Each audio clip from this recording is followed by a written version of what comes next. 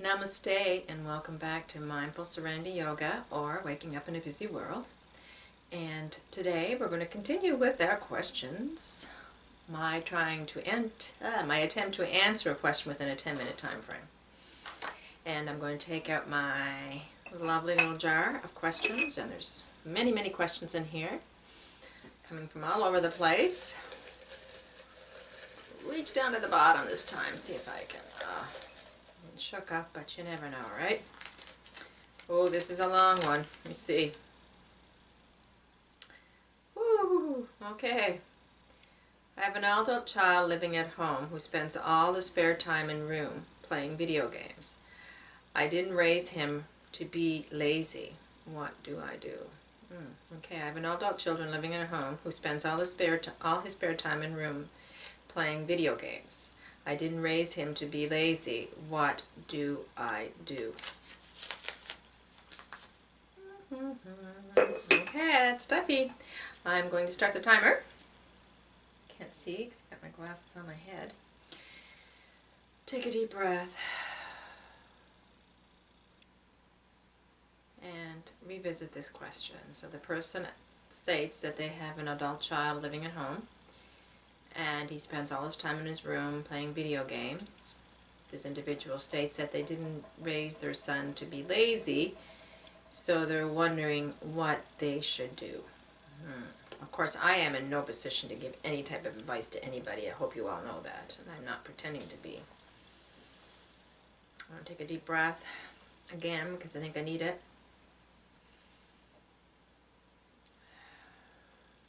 So, if this was someone coming to me soliciting advice, because I don't believe in giving unsolicited advice to people, coming to me with this issue and really needing to see what I had to say about it, what my opinion, what my thoughts were on it, I would begin by telling them that they need to see this as not only a personal problem they're experiencing in their relationship with their child, but that I think it is more or less an epidemic or a pandemic that's occurring in our youth today. The attachment to video games, to electronics, has certainly been something I have witnessed as a parent, and myself and my own children and other children. The need for constant stimulation and constant movement of the fingers, or the thumbs at least, seems to be a conditioning that's taking place in this age group. It seems to be accepted amongst the youth. It is, considered normal to be attached to video games, to want to play all the time. But as adults from another generation, me coming from the baby boomers, for example, and I'm not sure what age group this individual is in, but I'm sure it's close to the baby boomers, we're brought up with a different idea about what one should do to pass time. When I say it's an epidemic amongst our youth, it's not only that's not the only issue. The issue is what the older generation is seeing, and that disconnect that's occurring between that age group, the son playing video games, and the parents' age group. There is a disconnect, a different set of values, a different set of beliefs, a different set of coping mechanisms. But the issue for me would be the person in the room a lot. As a psychiatric nurse, we're always concerned about people isolating themselves for long periods of time.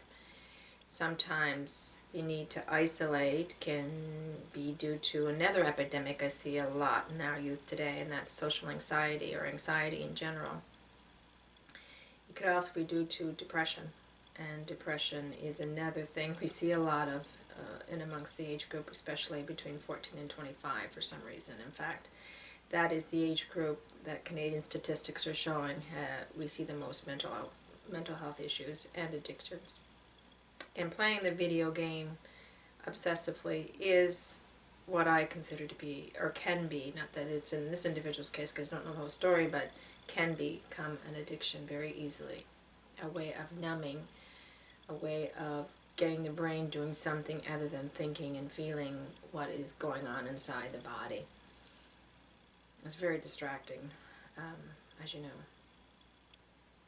It's also because a lot of those video games that the individuals are playing are violent, so that in a way they propensate this need for, first shooter games they call them, this need for violence and power and control over something on the outside because they're not feeling it on the inside. So I would first say, let's look into the fact that this individual is okay. See these, first of all, as possible signs or symptoms of something, that should be dealt with, like a depression or an anxiety disorder. And I'm not saying that this, what this person has, and that all anxiety is a disorder. I do not agree with that at all. Even though it may be listed in the DSM-5, I think there's, anxiety is a feeling like any other feeling in the body and the mind, and it can just has to be experienced. It comes in, it comes out. But we may want to look at this particular individual's anxiety and depression just to see if there is something going on there that he is in the room for, that he is using the games for. And this individual said they did not raise them to be lazy, and lazy is a term that the Buddhists would refer to in another way and call it sloth and torpor. Torpor, one of the 5 hindrances, right, to becoming awakened and enlightened and to seeing the truth and finding that happiness that's within us all. Sloth and torpor pulls us away by decreasing our motivation to do, even though we live in a world where we're always produced, always pushed, and always told that we have to do and produce. We do need sometimes not to go there and say it's okay to be lazy sometimes, to sit and just be. Even though society terms as laziness, sometimes being is just a matter of connecting with the yin, in the yin-yang, the ethereal, the deeper self, the wisdom that's within. So it's not necessarily something to judge as being wrong, even though it doesn't meet society's standards. So be careful with the word lazy, is I guess I'm trying to say, because find out what the cause is for the individuals wanting to go into the room alone and play the game all the time, why they're isolating, and try to avoid the word lazy and see it instead as a mental condition that many of us are prone to, that lack of motivation, that lack of oomph to get up and do things. And of course that is also one of the major symptoms of depression, isn't it? So I'm by no way diagnosing this person as being having a mental illness. I'm just saying that the possibility is always there, right? Because of our society, our crazy busy world that we live in. Of course our youth are going to be impacted by it. And we do see that age group between ages of 14 and 25 as having the most mental illness in Canada. So it is something to consider, okay? And just to try, the other issue would be that disconnect that occurs between the generational gaps, I guess some people would call them. How do we fix that? We fix that, first of all, by listening and by offering our presence, not pushing our presence, not demanding that people be the way we assume they should be, not making being heard more important than hearing. So listening with compassion to what your son is maybe experiencing, trying to sit down with them, ask him to put the game down for a few minutes and talk to you. And definitely probably will meet with some resistance if you do that. I know from my own experience I have. But just let him know that you're there and that you're willing to try to understand why he feels it necessary to play his game all the time, and what is it about the game that he wants to play, and then talk to you about it, and why is he isolating himself, and just allow him to share that with you if he's ready to do so. And if he's not ready at that point, just make your presence known. Just say, I'm here if you need me, and every day, knock at the door and say, look, I'm just checking in with you.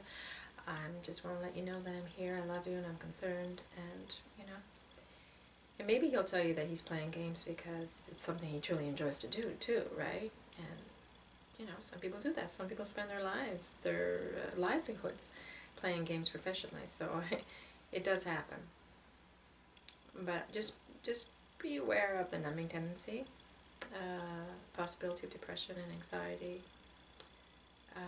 and work on the generational gap by being the one to step in and say, look, I'm here, and be willing to listen more so than you know, before than you feel like you need to be heard, because we do get into that, all of us do, wanting to be heard, thinking that what the other person is doing is wrong, and judging it as so, and wanting them to change, and none of us have any power to change anybody, do we? No, we do not. So, whatever your son is going through, and whatever his motivation and reasons for staying in his room and playing video games all day is, just, you're going to need more information. You're going to need to open up the channels of communication with him, and put aside your judgment, if you can, and any false idea that you might have that you can change him and make him something that he isn't. Because Gilles Gibran told us that our children come from us, but they're not ours. So we need to remember that. Remember that even though we gave birth to these children, or adopted them, or wherever where the children came from, or fostered them, they're not ours to own, to tell what to do. Their lives are theirs, and he will find his way when he's ready, with the right encouragement and support, and the right atmosphere. So maybe that's all you need to do, is just open up communications, put aside your own assumptions of how you should be, and listen to find out why he is playing the game so often, and why he's isolating himself, and rule out any mental illness if you can. Well, that's all I have to say. I know that wasn't perfect, but that's what you got. Anyway, namaste.